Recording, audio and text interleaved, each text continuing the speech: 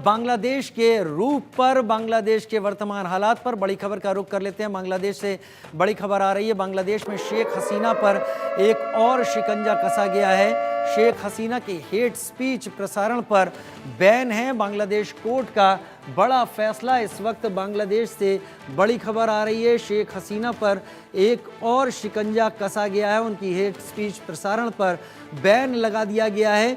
शेख हसीना की hate speech प्रसारण को लेकर बैन लगा दिया गया। हेट स्पीच किसे कहा जा रहा है ये जानना बहुत उपयुक्त होगा। ये भी जानकारी आएगी तो वो भी आपके साथ साझा करेंगे, लेकिन ग्राफिक्स के जरिए भी अब तमाम चीज़ें आपको हम बता देते हैं।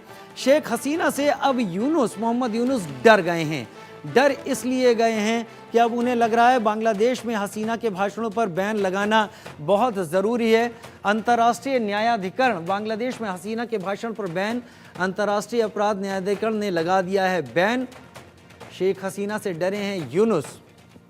मीडिया और सोशल मीडिया पर भाषण के प्रचार और प्रसार पर बैन यहां पर लगा दिया गया है। बांग्लादेश में हसीना के भाषणों पर बैन लगा दिया गया है।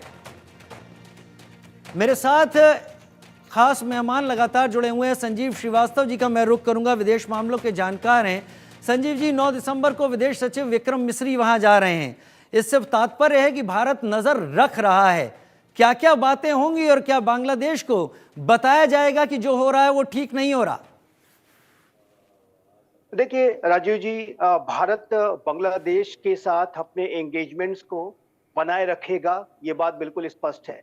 बांग्लादेश हमारा एक बेहद महत्वपूर्ण पड़ोसी राष्ट्र है और हमारी जो विदेश नीति, प्राइम मिनिस्टर मोदी की विदेश नीति में नेबरहुड फर्स्ट का हमारा अप्रोच है और बांग्लादेश के साथ तो हमारे रिश्ते अटूट हैं और बहुत ही प्रगाढ़ और गहरे संबंध हैं। ये जो राष्ट्र है भारत के सहयोग से ही, भारत के पूरे सहयोग से ही ये अस्तित्व में आया था और ये इन संबंधों में जो गहराई है उसको ये चैलेंजेस जो है कमजोर नहीं कर सकते, ये बात बहुत स्पष्ट है। और बांग्लादेश में जाहिर है कि वहाँ पर जो हमारी हिंदू कम्युनिटी है उसके ऊपर उसके जिस तरीके के हमले हो रहे हैं वो मैं स्पष्ट रूप से कहना चाहता हूँ कि इस नए भारत को बर्दाश्त नहीं होंगे, स्वीकार नहीं होंगे। और जब हमारे विदेश मंत्री, हमारे जो विदेश सचिव श्री विक्रम मिश्री जी वहां पर यात्रा करेंगे 9 दिसंबर को, तो इस बात की प्रबल संभावना है कि ये जो सारे जो तनाव के जो विषय हैं, बांग्लादेश में जो स्थितियां हैं उसके ऊपर चर्चा होगी। और भारत ने लगातार बांग्लादेश के पूरे एस्टेब्लिशमेंट को, मोहम्मद यूनुस की सरकार को इस बात की सलाह दी है और भारत ने उन्हें ये लगातार कहा है कि ये उस सरकार की जिम्मेदारी है कि वहां पर वो कानून का शासन स्थापित करें, वहां पर वो हिंदू अल्पसंख्यकों की सुरक्षा को सुनिश्चित करें, अन्य माइनॉरिटीज की सुरक्षा को सुनिश्चित करें। और वहां पर जाहिर है कि इस बात की भी आवश्यकता है कि वहां पर ऐसा वातावरण बनाया जाए कि जिससे कि जल्द से जल्द इलेक्शंस हो और वहां लोकतंत्र की बहाली हो। बांग्लादेश में भारत शांति, सुरक्षा, स्थिरता देखना चाहता है। भारत बांग्लादेश के साथ अच्छे संबंध स्थापित करके रखना चाहता है और मेरा ऐसा मानना है राजीव जी, ये जो तनाव के जो विषय आए हैं वो ये जो काले बादल हैं वो छटेंगे और वहां पर एक अच्छा दिन आएगा और अच्छा एक सूर्य का उदय होगा जिसमें कि वहां पर एक वही उसी तरीके की बेहतर स्थितियां बनेंगी जैसा कि हम शेख हसीना के कार्यकाल के दौरान देखते थे।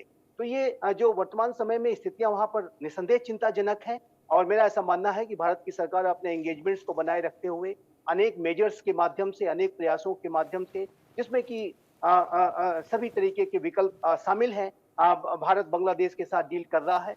और जो विदेश सचिव श्री विक्रम मिस्त्री जी की ये जो यात्रा है ये बेहद महत्वपूर्ण यात्रा है, ये बड़े ही क्रिटिकल समय में हो रही है। लेकिन मेरा ऐसा मानना है कि इस यात्रा के सकारात्मक जो संदेश हैं वो हम बांग्लादेश से ले पाएंगे, ऐसी मैं आशा करता हूँ।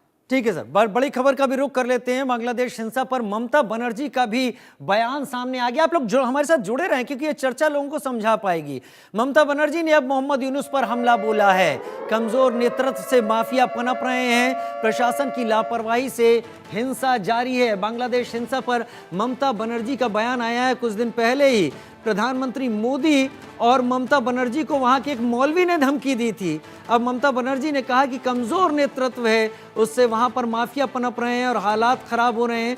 प्रशासन की लापरवाही से हिंसा लगातार जारी है।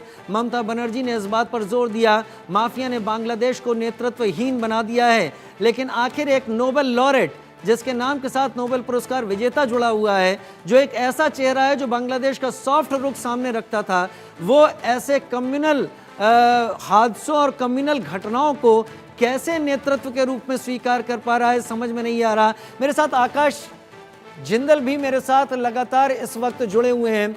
आकाश जिंदल साहब, मेरा सवाल आपके लिए ये है कि हम लगातार देख रहे हैं तीन तरफ से घिरा हुआ बांग्लादेश और चौथे तरफ समुद्र से घिरा हुआ बांग्लादेश भारत के सहयोग पर बहुत निर्भर करता है, भारत के सहयोग पर बहुत निर्भर करता है। लेकिन वहां पर अचानक बायकॉट इंडिया शुरू हो गया है, वहां पर भारत के प्रोडक्ट को जलाना शुरू कर दिया गया है।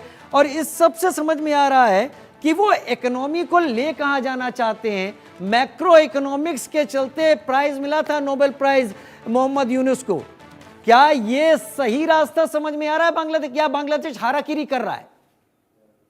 देखिए, आप एक बात समझ लीजिए, बांग्लादेश की इकोनॉमी आज बुरे हाल में है, खस्ता हालात में है। सबसे पहले बैंक्स की वहां क्या पोजीशन है, बैंक्स की वहां हालत जो है सही नहीं है। उसके अलावा देखिए, आप कोरोना के बाद से बांग्लादेश की इकोनॉमी कभी भी स्ट्रांग नहीं हुई है। आज देखिए, फ्यूल और फूड को लेके वहां इश्यूज हैं, पावर कट्स को लेके इशू हैं।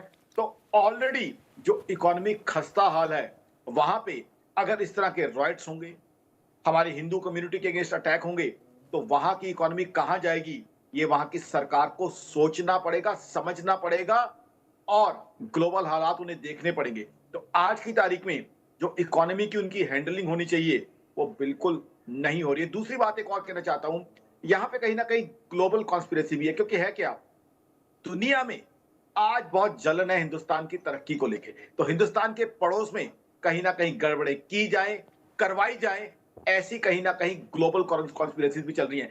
आज दुनिया देख रही है कि कोरोना के बाद दुनिया के पटल पे अगर कोई इकोनॉमी स्ट्रांग चल रही है, और ये आकाश जिंदल नहीं कह रहा है, हिंदुस्तानी आकाश जिंदल नहीं कह रहा, ग्लोबल एजेंसीज कह रही है, वो हिंदुस्तान है जिसने 8.2% जीडीपी ग्रोथ दिखाई है 2023-24 में, जो फिफ्थ लार्जेस्ट इकोनॉमी बन चुका है और बड़ी तेजी से थर्ड बिगेस्ट इकोनॉमी बनने की तरफ बढ़ रहा है हमारे प्रधानमंत्री साहब के बहुत ही बढ़िया नेतृत्व के अंडर। तो कहीं ना कहीं दुनिया में घबराहट है कि हिंदुस्तान इतनी तरक्की क्यों करता जा रहा है, इतनी बड़ी इकोनॉमिक सुपर पावर क्यों बनता जा रहा है। और कुछ ऐसे देश हैं जो नहीं चाहते कि कोई भी तरक्की करे, और जहां भी तरक्की हो उस तरक्की में वो खलल डालना शुरू कर देते हैं। तो कहीं ना कहीं डीप कॉन्स्पिरेसी चल रही है। ये मोहम्मद यूनुस समझ नहीं पा रहे हैं क्या कि देश चलाने के लिए पैसे की जरूरत होती है और उसमें भारत जैसा पड़ोसी बहुत मदद कर सकता है। ये पैरों पर क्यों कुल्हाड़ी मारने का शौक मोहम्मद यूनुस को आ गया है, और ऊपर से तुर्रा ये कि प्रोपोगेंडा है साहब।